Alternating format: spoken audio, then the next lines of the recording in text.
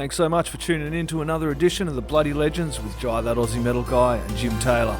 Make sure you're a bloody legend and hit that like and subscribe so you can keep up to date with all the great content from these bloody legends. There it is. Oh, okay then. G'day, how are you all going? It's Jai That Aussie Metal Guy here and Jim Taylor on behalf of the Bloody Legends podcast. The Bloody Legends we have on tonight are a couple of the guys from Storm the Crown, Chris and Shane. Cheers for joining us, guys. Not a problem. Happy to be here. Yeah, 100%. Awesome. Cheers for having us. Very cool. Yeah, absolute pleasure. I was listening to you. You go, Jim. I was listening to you guys playing Assassin's Creed Valhalla, so it was the perfect soundtrack while I was invading Essex. Definitely some hardcore Viking vibes there. First off, guys, do you want to tell us a little bit about how Storm the Crown started and kind of a little bit of what you were doing kind of before the band, because this isn't your first band, although you did drop the debut EP last year for the Valleys. You were doing stuff before. So tell us a little bit about your past life and then leading into it. Yeah, so a few of us have been in like bands before and done really well.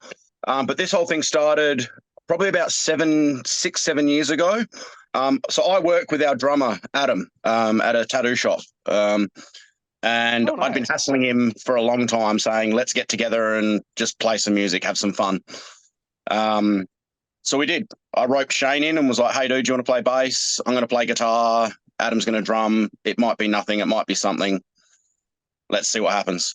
So we started that. Then we roped another friend in, started a band, and we started jamming for about 3.5, 4 years. Wrote some songs. Very much a social thing, though, just getting together with a few mates, every other weekend, playing some music. That all kind of COVID hit, and that kind of all fell apart. And none of us seemed to have been able to find the time. Adam, our drummer, started jamming with a few other friends, doing some covers and just mucking about, playing some music. That kind of fell apart on him. And then Adam and I were talking at work one day, and he just kind of went, hey, do you want to, we'll Voltron it, combine our forces and see what happens. So we did.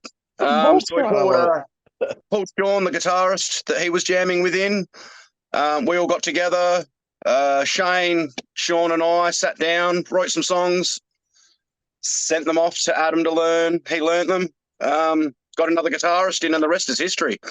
We're here we are now. We've been gigging now for about 9 to 10 months. Yeah, April last year was our first one. Yeah, going really, really well. New material is just sounding huge. We couldn't be happier. Everything just seems to be going really, really well. Fantastic. That's awesome. Where'd you come up with the name? I love it. It's the guitarist, Sean. It's a name he had kicking around in his head for a while, and we were like, hey, if anyone got any ideas for names? That was one of the first things he threw at us, and I was just like, that's awesome, and it stuck. It's metal as hell. I love it. Yeah. So no idea where it came from for him, but yeah, he just threw it out one day at band practice and was like, this has been kicking around in my head for a while, and we loved it. Yeah, well, you do kind of have that vibe as well, you know what I mean? Like fucking that uplifting, positive vibe, but also that let's fucking charge at it, you know what I mean? Like Storm the Crown kind of encapsulates a bit of the feel of the band as well. Tell us a little bit about dropping that first EP. What was it like making that one as well? Because I think you made that with Andy at Against the Grain Studios as well, yeah? We did. So Andy is fantastic to work with. We went into it. We did our homework. Going into it, we wanted to try and make it as smooth as possible. We had the songs written, ready to go. So we just smashed it out. Went in, did 4 days with Andy. Originally, we were going to do 5, but we just got through it really quickly.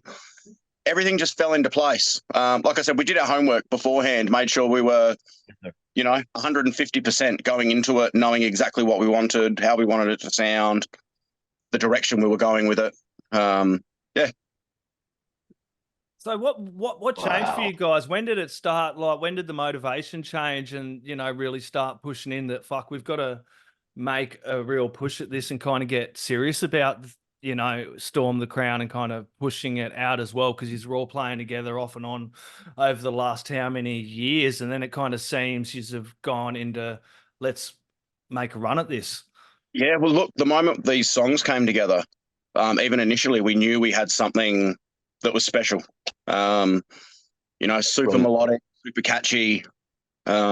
Things like solos that you can sing along to, and riffs that you can sing along to. I love that stuff. Being able to go see a band play and sing along to your favorite parts, and we had all that stuff was all falling into place.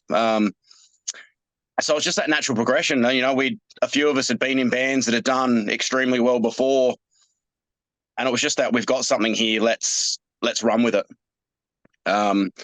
It's been a huge response from fans and just from the general public as well, which has really spurred us on. Initially you get that friends and family pushing you, but we've been getting, seeing 16-year-old kids hitting us up like, we want to do what you're doing. You guys are amazing. And having people come and get our logo tattooed on them. And I was going to mention that, dude. That's pretty cool. I've seen a couple now. We've had two now. That was it, man. What's it like? People coming in and getting the band tattoo. I've got a few band tattoos myself, so I understand it. But what was it like for you guys? And then Adam, the first one was absolutely mental. I actually went into the shop. So Adam and I work at a tattoo shop. He's a tattooist. I'm a body piercer, and I walked into the shop on my day off just to say g'day to the guys as I was walking past. And as I'm leaving, a guy walks in that I'd recognised from shows and I'd met a few times. So I said, hello, how you going, mate? What are you up to? I just come in to book a tattoo. Oh, cool, man. Anyway, I'm on my way. I'll catch you guys later. See everybody. And then as I opened the door, he said, I'd like to get the Storm the Crown logo tattooed on me. And I just stopped in my place. I was like, are you kidding me? Dude, what? Did I hear that right? Like, this can't... Yeah. What is going on? And then Adam being one of the tattooists there, I just looked at the girl at the counter and was like, please make sure Adam does this one. I'd love to see that happen. Yeah. Was lucky enough to be there the day it went down, so I got some video and, we've posted that on all our socials. And then the moment that one landed and people saw it, another friend of ours that Adam's been tattooing for years was just like, I'm coming in a couple of days for a tattoo. Can I get that as well? Yeah, of course you can. So please. Cool. The pure elation on Chris's face as he walked out that tattoo shop when he found out. He sent us all a video message and it was just, you'd never believe this, guys. What the fuck? Someone's coming in to get a tattoo. And we've all just gone, wow. I've got band tattoos all over me as well, like 30-year-old bands, but nothing like this. It doesn't matter. That's so cool. It's weird, very weird. I'm sure that's surreal, because now, you get like, AC/DC or Van Halen or whoever, and then that's pretty cool to have your baby on somebody like that. That's pretty surreal. I'd put the challenge out there for someone to get my face tattooed on them, but nobody wants that. The old Steve-O style from Jackass.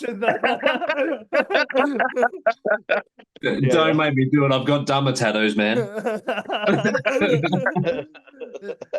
So tell us a little bit about kind of, Shane, I want to bring you in. Tell us a little bit about your bass, dude. Tell us a little bit about kind of how you all started in heavy metal, man. Tell us a little bit about your journey, how you got into bass, kind of what led you up to where you are today, dude. Look, I never started off on an instrument. I played guitar in school, as people do. I just did. I was actually singing for a band like nearly 20 years ago.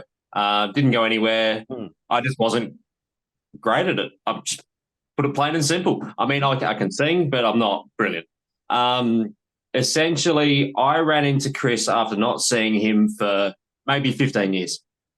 We just happen to now live in the same area, and I recognise him from Paradise Burning days, which was one of the bands I used to go see.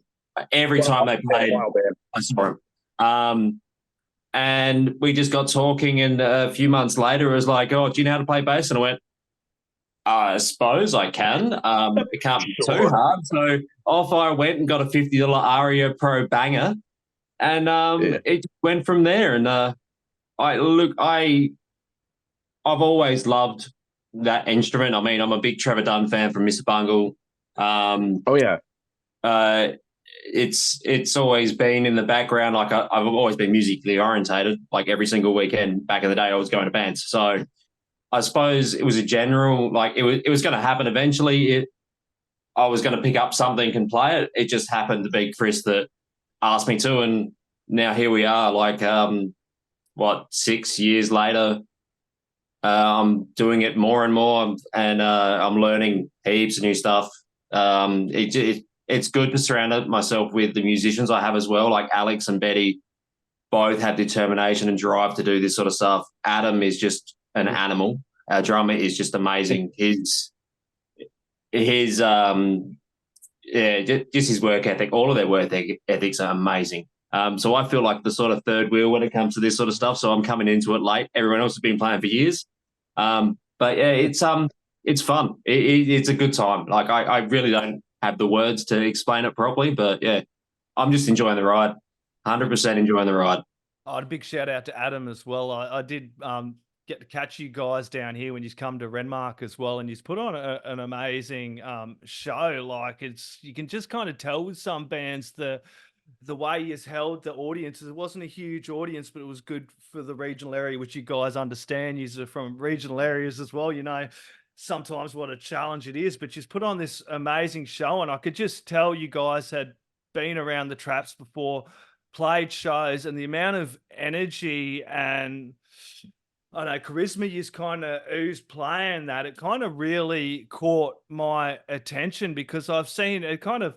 I was talking about Airborne the other day. Like I've seen them playing these small pubs before they made it big as well, and they would always put in this effort and this energy with each show they go to. And I'm kind of watching you guys, and I kind of felt the same comparisons to it. Definitely a different sound, but kind of the energy, and it's important for people to see that. Tell us a little bit about that side of things.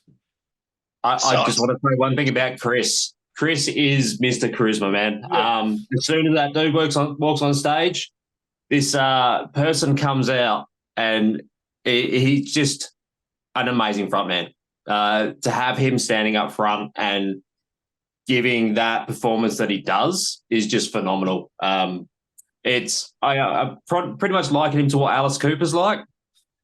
Completely different person off stage than he is on. Like it just, as soon as that foot gets on there, it just changes, and he just completely opens it up. It's brilliant to watch. Like from my angle, I've seen video footage, but yeah, I think that's where that drive and determination that you guys see and that different perspective would come from, like the raw energy that dude brings to it. He's just phenomenal to have in front. I appreciate that, man. Yeah, see, I've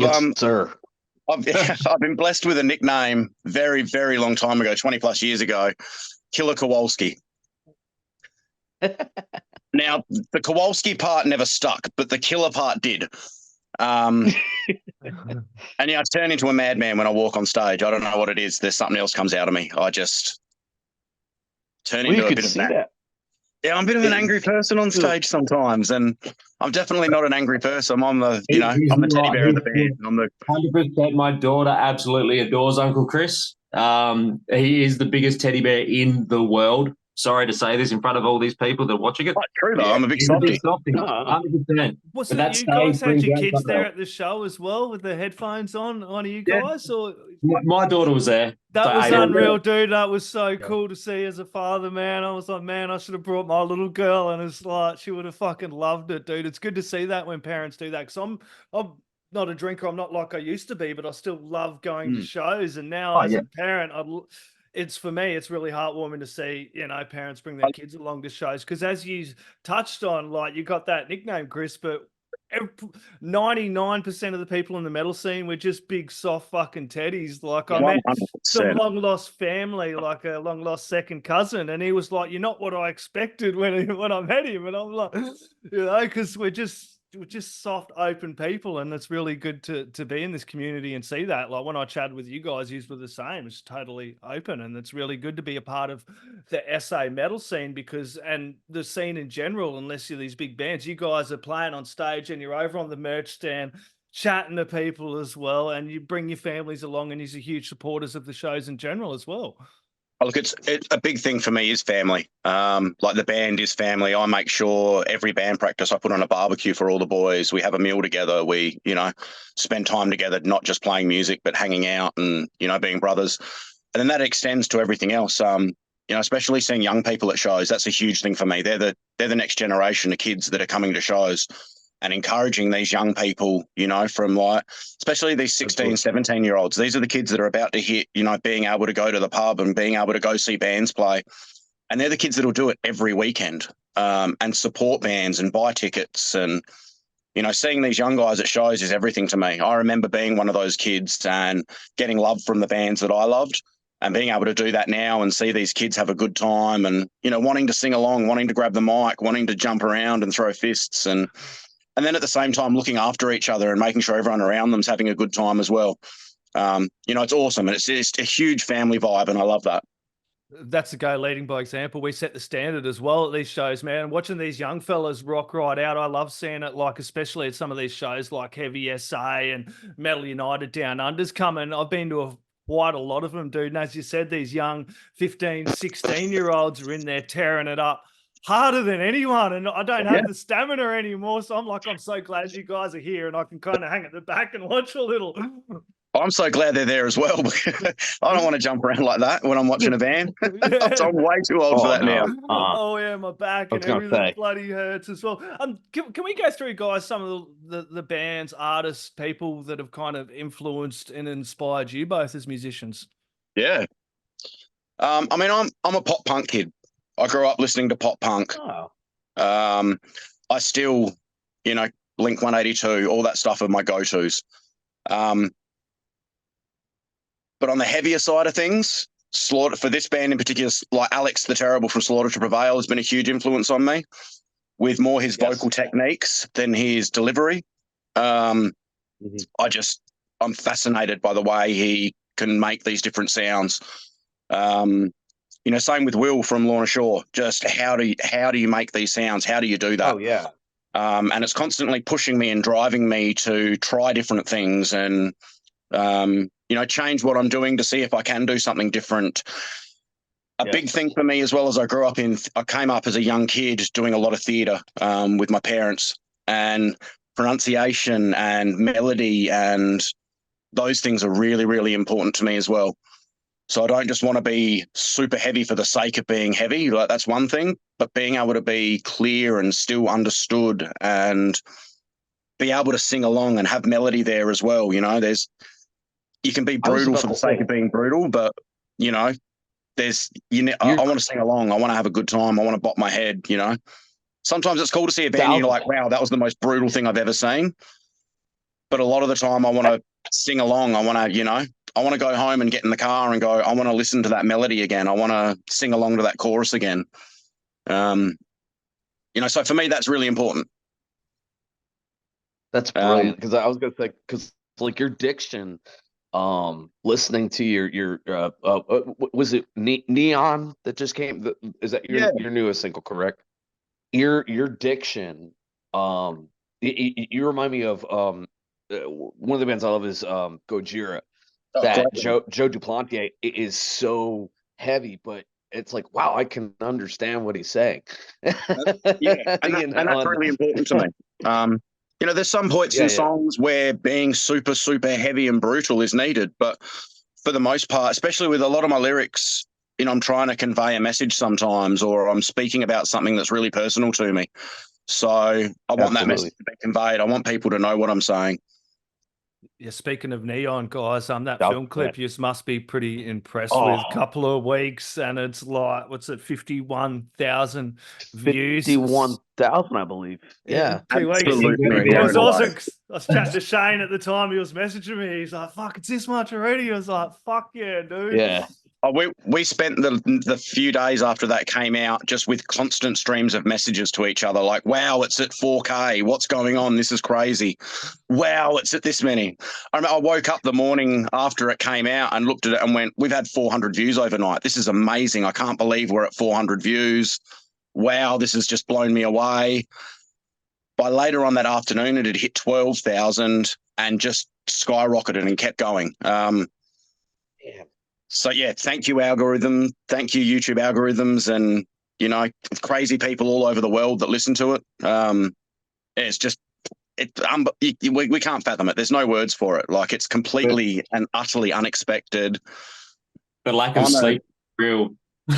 Waking up at 5 a.m, looking at the number, going, "What are we at today?" It's like, ridiculous. Like we definitely did not expect that at all.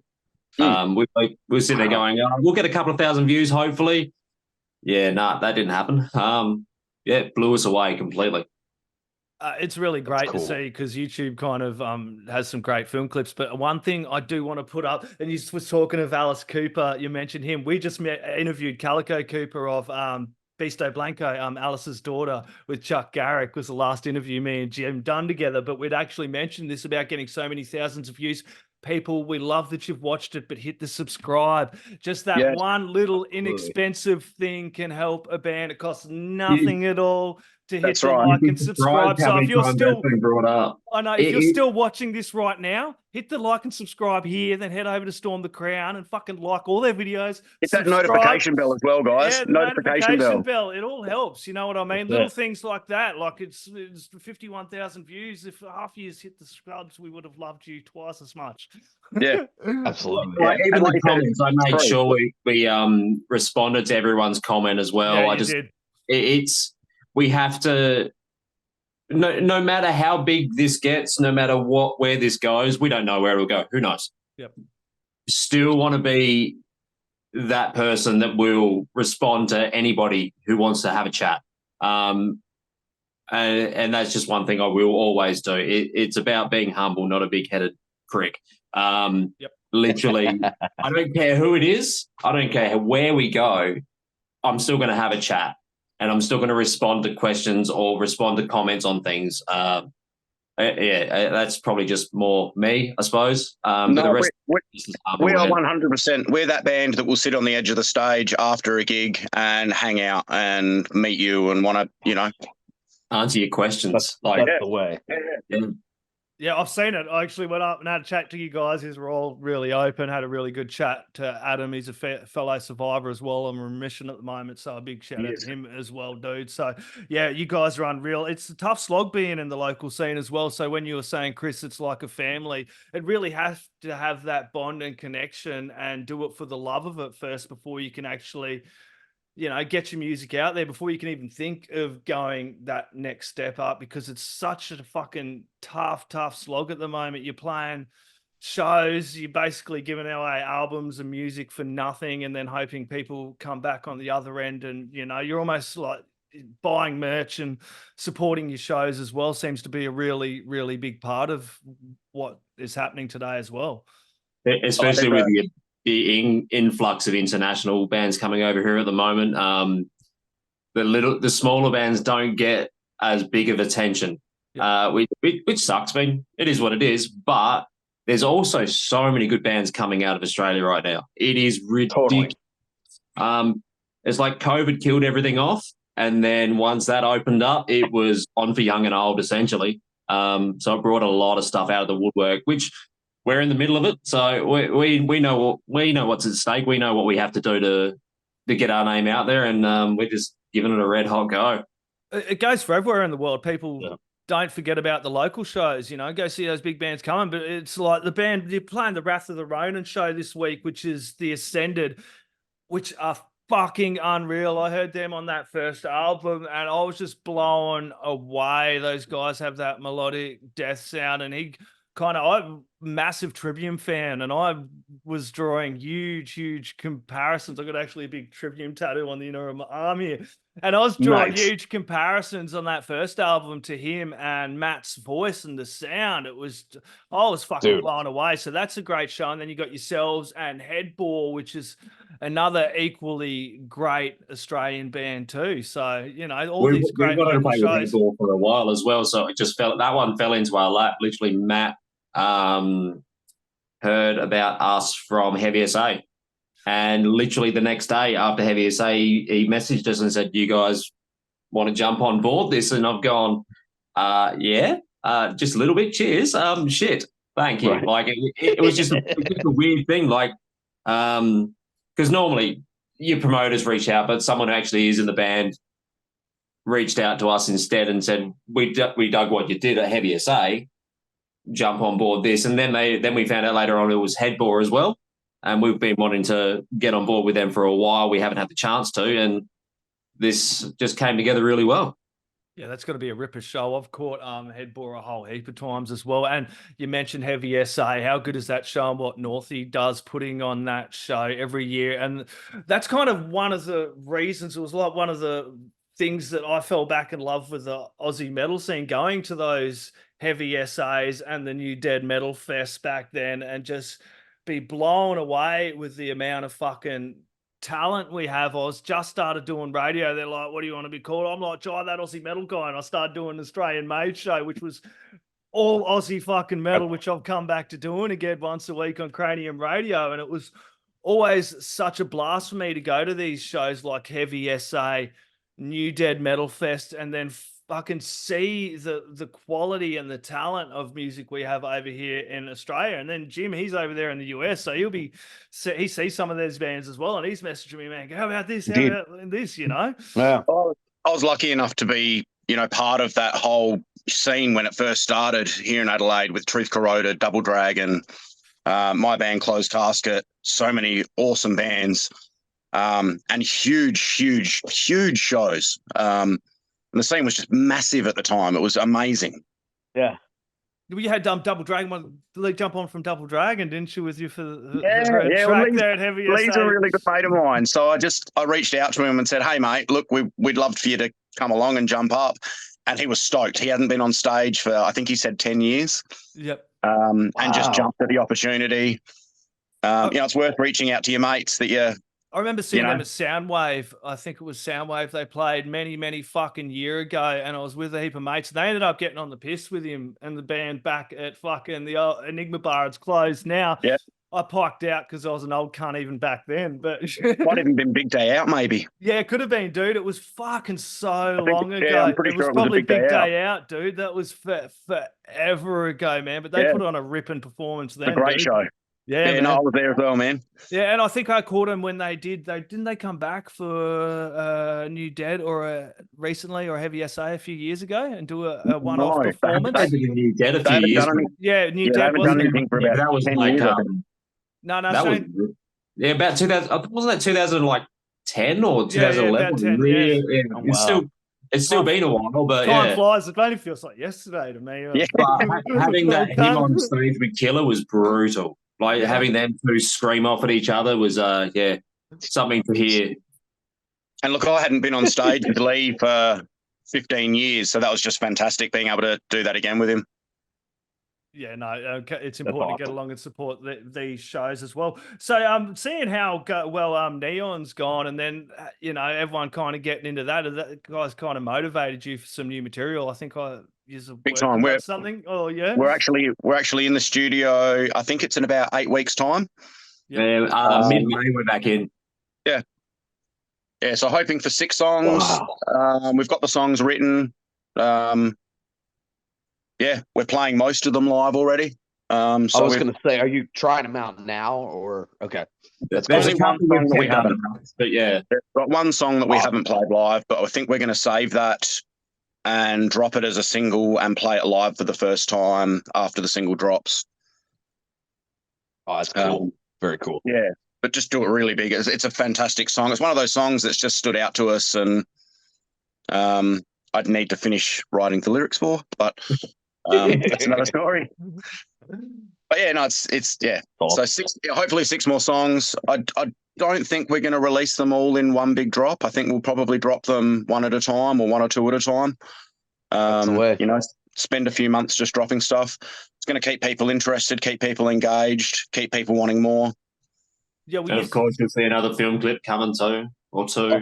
Hopefully a few more film clips. Yeah, well, that went really well, and that's the thing. I think you guys are self-managed as well. When you're releasing kind of music, you really got to think about how you do it now. Back when I was growing up, your band would drop 1 single, maybe 2, then fucking you go buy the album and then listen to everything on an album. Now it's like drop single, but you kind of got to create that interaction with people, get them listening. Then the videos as well, kind of have it as a multi-prong attack, isn't it? Like with everything. The Neon film clip was what we released. Well, technically we released Neon last year, June. And having waited that period of time between when we did that and the film clip, we had a lot of things to think about. We had an opportunity to work with Brad Gilbertson, and we literally jumped at it.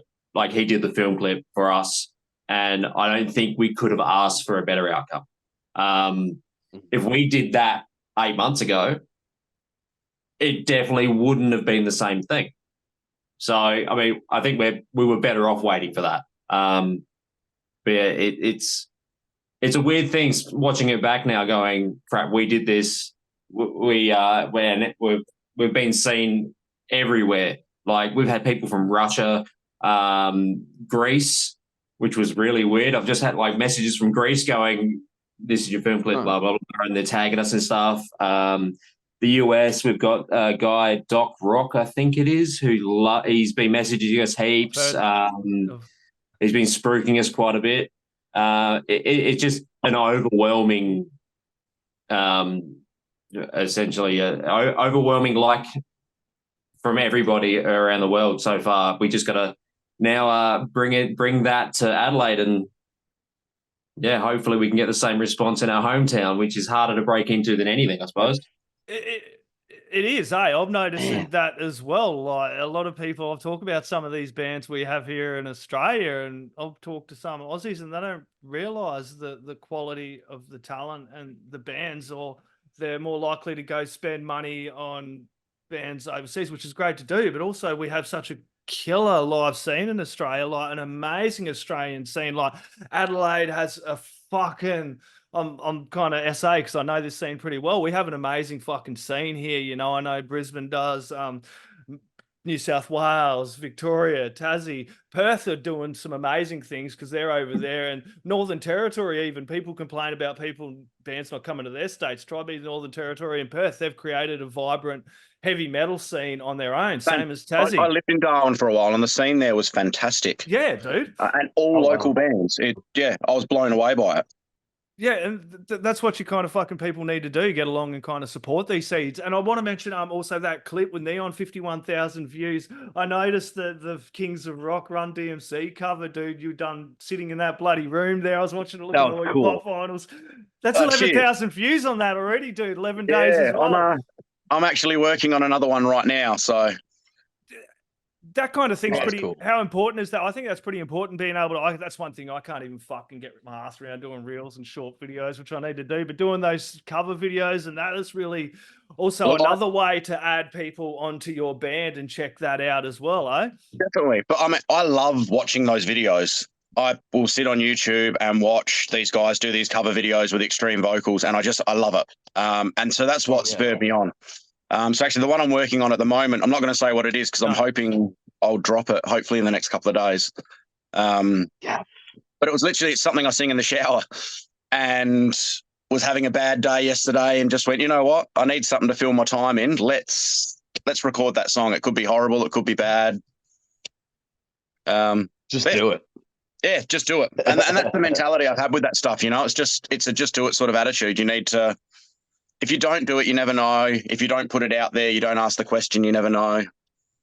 You put it out there and people don't like it. Oh, well, you put the next one out, they might like it. I'm having fun. That's all that matters to me. Not everyone doesn't like the pop you do, but... To quote Randy Blythe, I make music for 5 people. Yep. And then the 5 people that are in the band with me. So I'm stoked that people love it and people are liking it, but... Yeah, I do it for myself because I love it. Exactly. That's awesome. Yeah, then everything will grow from there, guys. We got the show coming up this weekend with the Ascended. It is the Wrath of the Ronin. Does feature yourself and Headbore at the Cranker, the Crown and Anchor for you people that aren't in Adelaide or South Australia. Get along to that one as well. Go support it. I like it. Support your local scene wherever you are in the world. Get along. Don't forget the locals. Go grab Storm the Crown. If you're like me, you can go buy the fucking album, Bandcamp, or hit up the band. I'm sure they've got a whole ton of merch as well. 100%. Get over to YouTube, hit that like and subscribe. Jim, do you have anything to add in before last word, shout-outs? I should have run this past you. I was hoping I could do this at the end. I have a short quiz if you guys have time. Yes, Let's do it. Go ahead. This is of my own design, and Good. I've been doing it for a while. It is IKEA product or Norwegian black metal band. Let's go. Okay. Okay, ready? Okay, here we go. Malm. M-A-L-M. Malm. That's IKEA. That's an IKEA product. That is an IKEA product. It is a two-drawer chest. I think I have one in my house somewhere. It's I think it's right behind you, actually. It looked very close. That's pretty cool. Okay, here we go. Ready? Okay. Ulver. That's a death metal band. 1000%. Fuck 1000%. yeah. This is good. I'm glad I brought this back. Okay, ready. Here we go. Got one more, and we'll end this. Okay, I gotta make it good. Here we Hogsvar. That is definitely IKEA. Yeah, it is. That is a wow. You guys know your IKEA product really well. Yeah, we know our IKEA and we know our heavy metal. We know our death metal. Yes, that's it. You got to remember that the biggest furniture place in Adelaide for a long time was IKEA. So I mean, yeah, dude, a lot of us. Oh, is that right? I didn't know. Yeah, bro. That. Okay. Well, I'm still claiming it's just death metal. Awesome, but guys. I'm definitely I need to bring that back, though. We will start bringing that back. This has been an absolute pleasure, guys. Do you have any last words, shout outs, thank yous, or anything else you'd like to plug? Chuck in there now, my friends. Don't want to plug anything, but just thank you to the people who viewed our video and like our shit. And all the guys coming to shows. Just the fans, we love you guys. You guys are great. Yeah, absolute pleasure, guys. Everybody grab some Storm the Crown, chuck it in the stereos, crank it up really bloody loud. The neighbors are going to want to hear it as well. Cheers for tuning in, guys. Cheers, Jai. Cheers, Jim. Cheers, guys. Oi, you're tuned in to Jai, that Aussie metal guy, so make sure to hit that like and subscribe button so you don't miss any of his sick content. And remember, stay brutal, you legend.